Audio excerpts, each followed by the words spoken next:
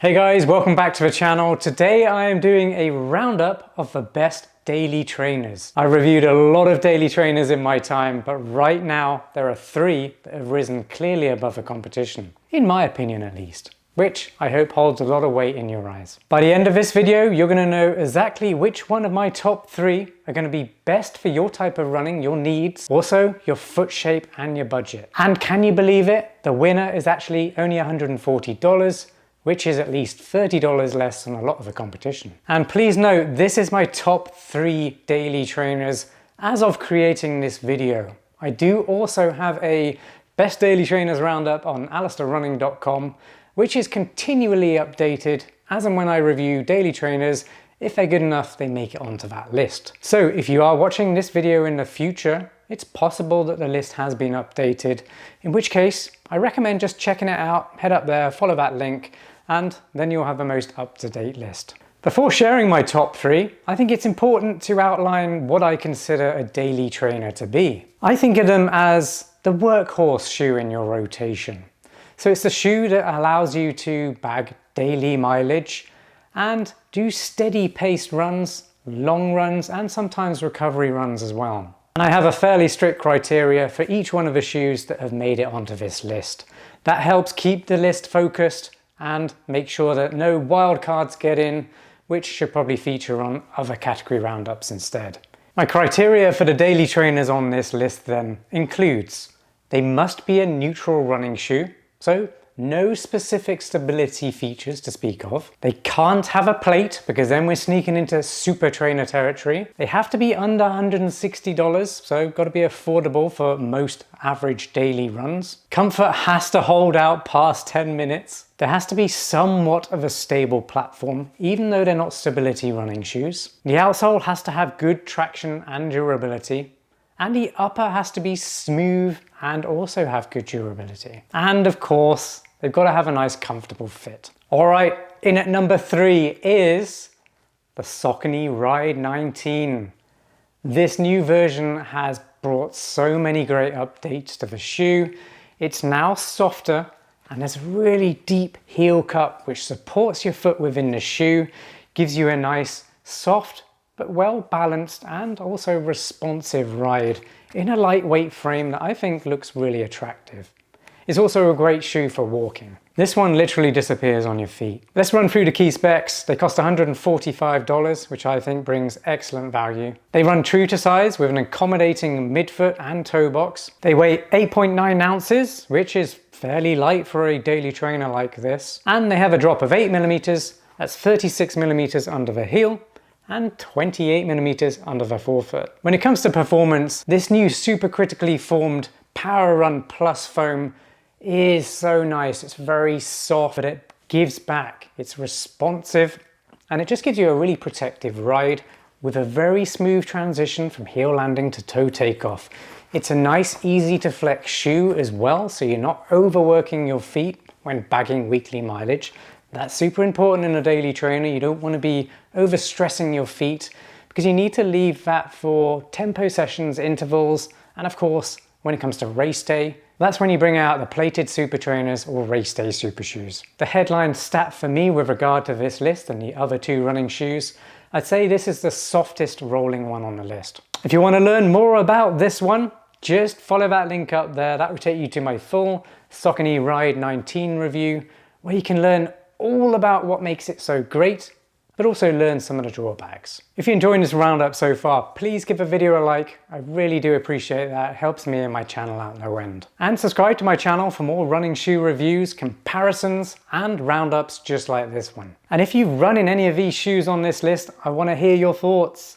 Do you like them? Are you running in a different running shoe? Which shoe is it?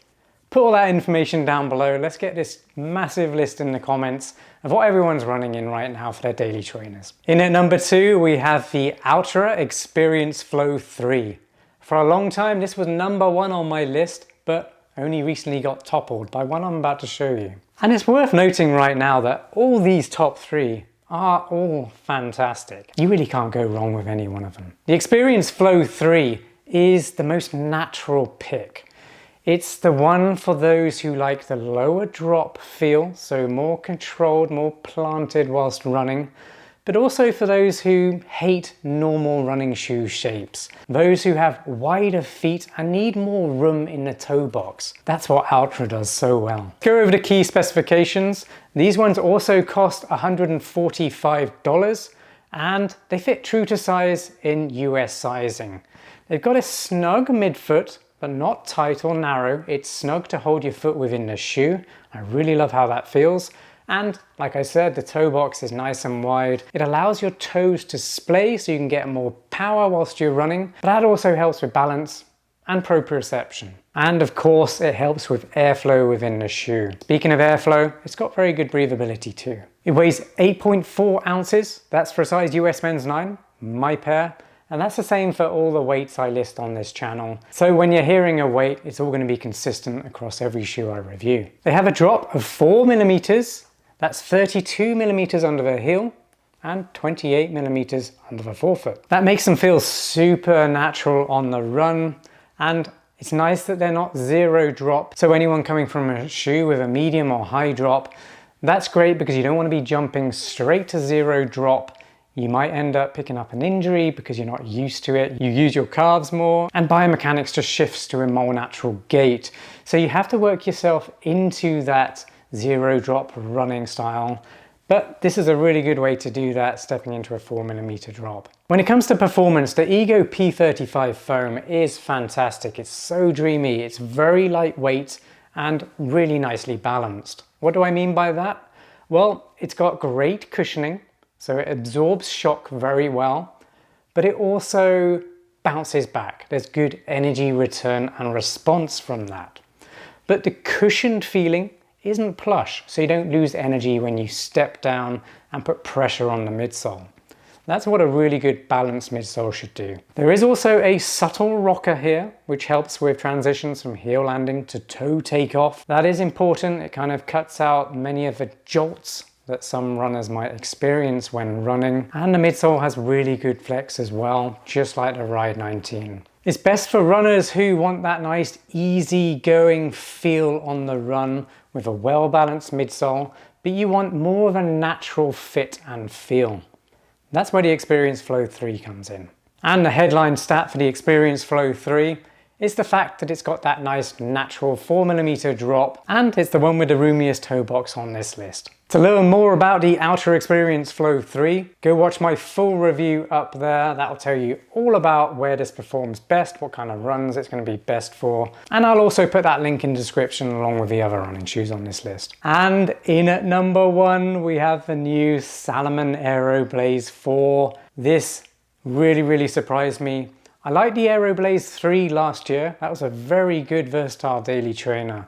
But this one just takes things to a whole new level. It's the cheapest shoe on this list, but it's also the best performing. It only costs $140. It has a nice spacious toe box, medium width, and it only weighs 8.3 ounces. And it has an 8mm drop, 35mm under the heel, and 27mm under the forefoot. When it comes to sizing and fit, they're very much true to size as well. They have a nice spacious toe box and a medium width overall.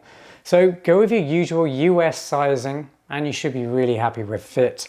The upper is actually very durable and has good breathability too. Midfoot and heel lockdown are both fantastic too. When it comes to performance, the retuned Optifoam squared midsole runs much smoother and livelier than the previous version, with more give back and response through the stride. The reverse camber rocker makes transitions fluid with a willing toe off, and that road contour grip outsole grips on the road, gravel, and even light trail if you want to take them on there. This has got to be the most versatile daily trainer on the list. It can handle long runs, steady efforts, and also up-tempo runs too. It's not a tempo running shoe, but if you do feel like you want to push the pace on your daily training efforts, this shoe can very easily keep up with you. The midsole foam and geometry are absolutely fantastic. This is another one with a very smooth transition from heel landing to toe takeoff and a nice flex too.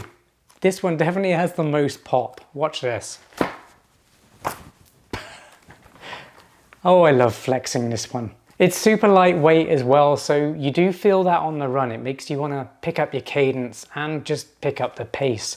It's got that character that just makes you want to have fun on your run, and that's what I love about it. Only $140, but it makes running more fun than most daily trainers can. What's the headline stats for the Aero Blaze 4 then? Well, it's the cheapest running shoe on this list, and it's also the lightest. To learn more about the Salomon Aero Blaze 4, just follow that link up there. That'll take you to my full review on YouTube. Watch that video, you'll learn so much more about this shoe and why I love it so much. What's my final verdict then?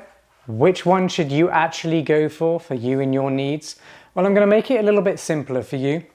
Go with the Ride 19 if you want a nice soft, plusher feel whilst doing daily training miles and you want your shoes to disappear on your feet. Go with the Experience Flow 3 if you want a more natural feel and a nice fit with a wide toe box without giving up on cushioning. And go with the Salomon Aero Blaze 4 if you want one versatile running shoe that does everything really, really well. This one wins today because of that versatility and the fantastic price tag. I really hope you enjoyed watching my top 3 best daily trainers roundup.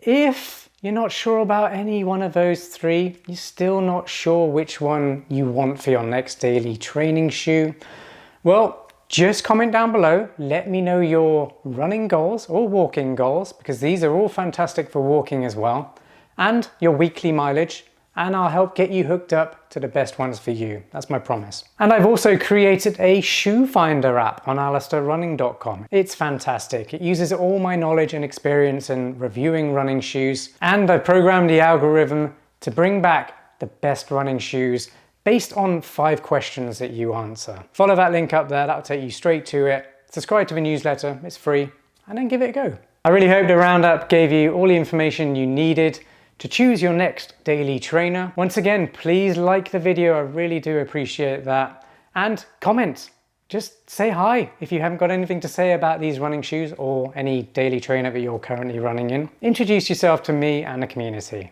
I can't wait to see you on the next review because you definitely subscribed, didn't you? If you didn't, do it now. Subscribe, tap that notification bell, and I'll see you on the next review. Peace.